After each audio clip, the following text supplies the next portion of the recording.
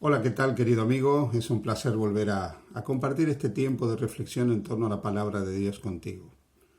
Estamos en estos días hablando acerca del plan de salvación, hablando de la forma en que Dios eligió rescatar a la humanidad.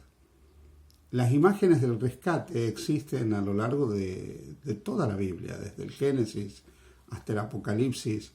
Vemos imágenes donde constantemente Dios procura la salvación del ser humano, procura rescatar al ser humano. Esas imágenes se hacen más patentes quizás en algunos libros de la Escritura, como puede ser el libro de Jueces, que es un libro magnífico que nos muestra lo que podríamos llamar la teología de la retribución divina. Ahí vemos a un pueblo que constantemente se aparta de Dios.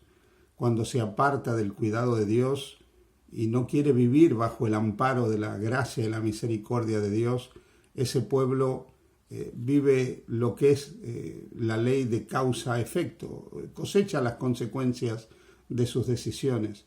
Pero vemos que cuando ellos claman a Dios y buscan a Dios de nuevo porque están hundidos, porque están acabados, porque están oprimidos, porque están esclavizados, nuevamente claman a Dios, buscan a Dios y Dios envía un libertador que vuelve a darles a ellos la liberación, la redención. Así que si algo muestra con claridad toda la Escritura es el anhelo de Dios de poder traer la liberación, la redención, la libertad gloriosa de los hijos de Dios a cada una de aquellas personas que finalmente acepten el plan que Él ha elaborado para que podamos ser salvados. Cuando nosotros pensamos en esta salvación y en este plan de Dios, a veces hablamos de Jesús como si fuera el personaje central del plan de salvación. Pero nunca debiéramos olvidar que la salvación es una iniciativa del Dios trinitario, de ese Dios que es trino y que es uno a la vez, del Padre, del Hijo y del Espíritu Santo.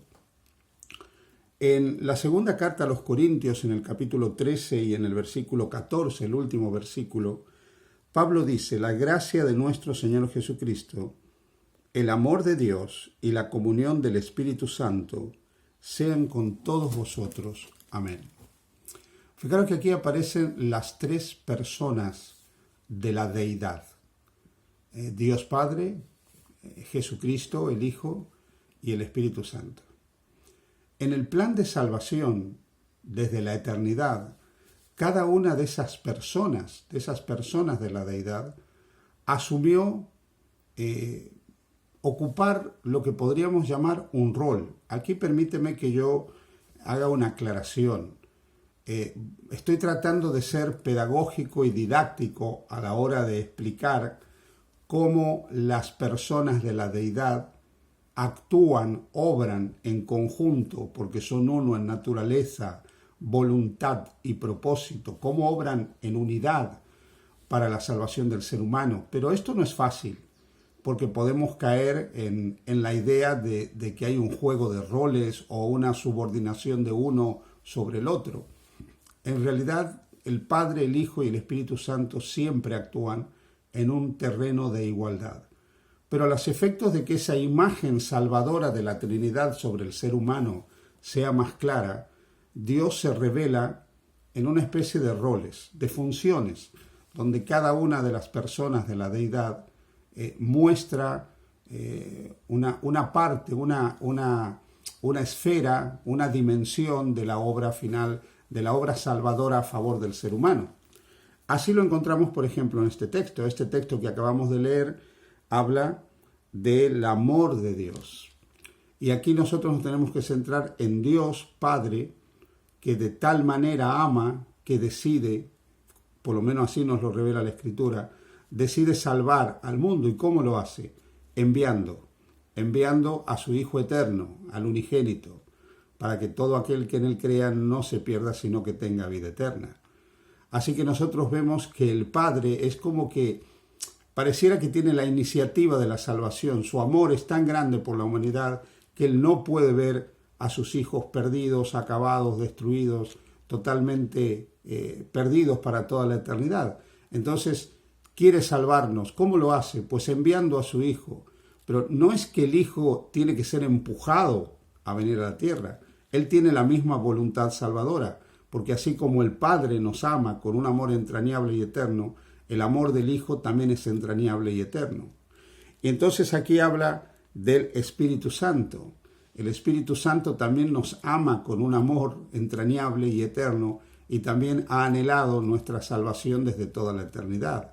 Por lo tanto, el anhelo amante y salvador del Padre es compartido por el Hijo y por el Espíritu Santo.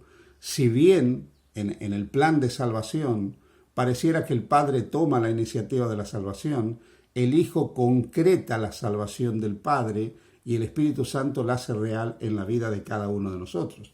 Esto se explica con mayor claridad en la primera carta de Pedro, en el capítulo 1 y en el versículo 2. Pedro dice, elegidos según la presciencia, el preconocimiento de Dios, Dios Padre, en santificación del Espíritu, para obedecer y ser rociados con la sangre de Jesucristo. Gracia y paz os sean multiplicadas. Mirad qué interesante. Aquí Pedro dice que somos elegidos según el preconocimiento de Dios.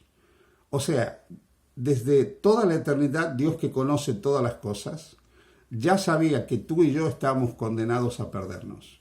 Y el corazón amante de Dios no pudo soportar el hecho de vivir sin nosotros en la eternidad. Así que como Él conoció nuestra triste realidad, Él nos eligió para salvarnos. Él nos eligió para poder redimirnos. Podríamos decir, utilizando los términos que utiliza el apóstol San Pablo en la carta a los Efesios, nos predestinó para ser salvados, para ser sus hijos, hechos semejantes a su Hijo Jesús, para formar parte de su familia. Así que Dios ordenó, predestinó, decidió desde toda la eternidad la salvación de todos sus hijos, la salvación de todos nosotros. Es cierto que ese anhelo salvador de la deidad, eterno como Él, se hará efectivo en la medida que cada uno de nosotros aceptemos a Dios en nuestras vidas. Pero aquí nosotros vemos que en el plan de salvación el Padre elige, el Padre decide, el Padre anhela la salvación de cada uno de nosotros y envía a su Hijo para que por medio de su sangre Él finalmente pueda salvarnos a cada uno de nosotros.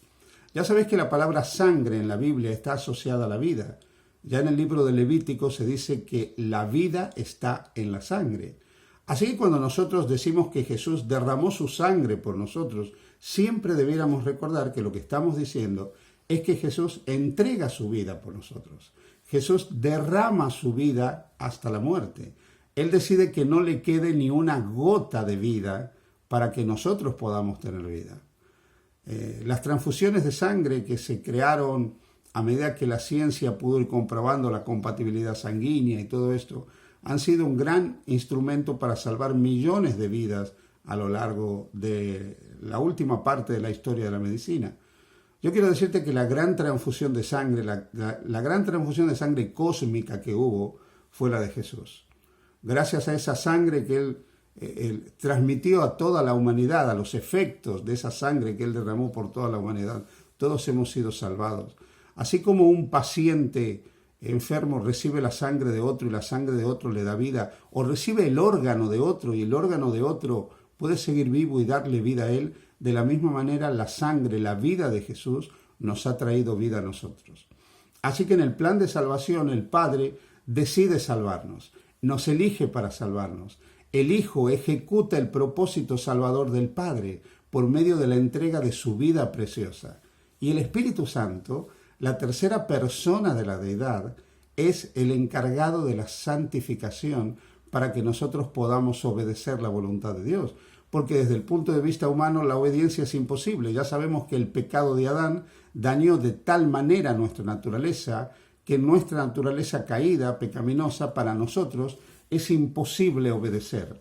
Así que ese Padre que toma la iniciativa de la salvación envía al Hijo que ejecuta el propósito salvador del Padre y al Espíritu Santo para que el Espíritu Santo haga posible la salvación en el ser humano, haciendo que tengamos fe en lo que el Padre y el Hijo han hecho por nosotros y para que podamos obedecer la voluntad del Padre, para que por la fe también podamos obedecer. Por lo tanto, el Espíritu Santo es el agente santificador a través del cual nosotros vamos a crecer en gracia, en conocimiento, en santidad, en perfección. El Espíritu Santo es el encargado de ese proceso maravilloso de santificación en nuestra vida que nos va haciendo más semejantes a Jesús. Por lo tanto, en el plan de salvación, el Padre elige salvarnos, el Hijo ejecuta la salvación y el Espíritu Santo hace real la salvación en la vida práctica del creyente. Padre, Hijo y Espíritu Santo, todos comprometidos en la salvación del ser humano. Es difícil perderse. Es difícil perderse porque la deidad, el Padre, el Hijo y el Espíritu Santo anhelan la salvación. Están comprometidos en nuestra salvación, con un amor enorme del cual nada ni nadie nos puede separar, salvo nuestra propia elección. Abre tu corazón al amor de Dios. Acepta a Dios. Acepta el plan salvador de Dios. Cree en Jesús como tu único Salvador y permite que el Espíritu de Dios transforme tu vida. Que el Señor te bendiga.